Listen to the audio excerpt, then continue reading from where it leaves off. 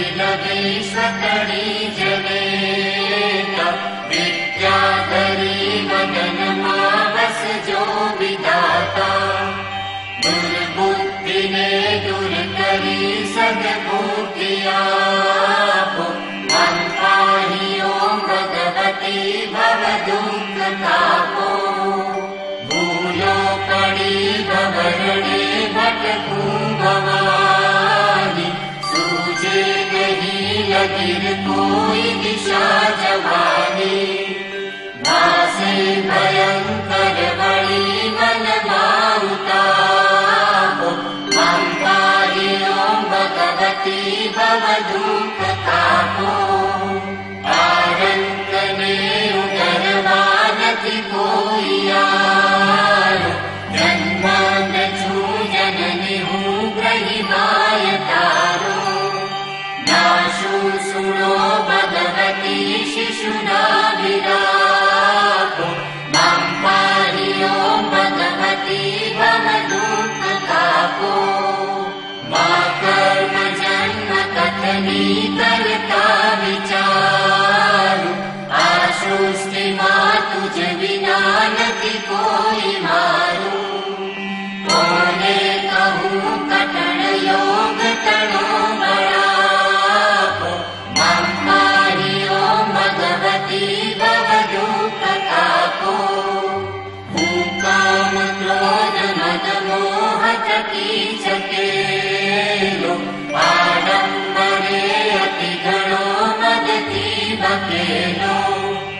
दोषो थकी दूषित ना करी माफ पापो मम पाहि ओम भगवती भव दुख तापो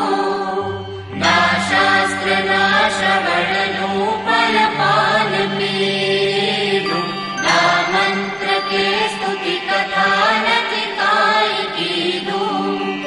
श्रद्धा धरी नति करा तव नाम जापो मम पाहि ओम भगवती भव दुख तापो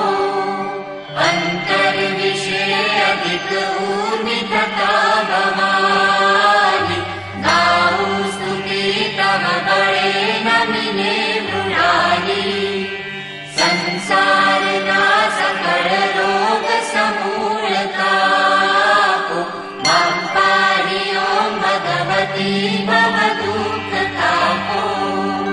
खाली न कोई स्थल छे बिन आप धारो ब्रह्मांड माणु अणु वही वास तारो शक्ति न माप गणवा गणित मापो मम पाहि ओम भगवती भव दुख तापो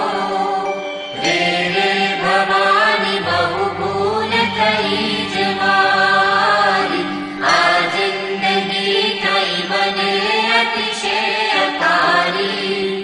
दोषो प्रजाळि सगळा तव चाप चापो मम पाहि ओम भगवती भव दुख तापो पापे प्रपंच करवा बधी वात पूरो खोटो खरो भगवती पण हूँ तमारो जाड्यांधकार दूर करी सद्बुद्धि आपो मम पाहि ओम भगवती भव दुख तापो शीघ्रे सुने रसिक छंद जयेत चीत कैनाथ की त्रिविधता पटड़े चित्ते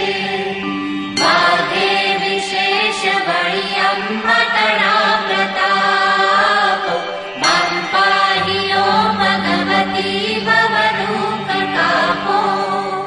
श्री सद्गुरु शरण मारहि ने भजूछु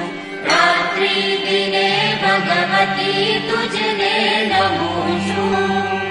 सद्भक्त सेवक टणा परिताप चापो मम पाहि ओम भगवती भव दुख तापो मम पाहि ओम भगवती भव दुख भगवती भवदुःख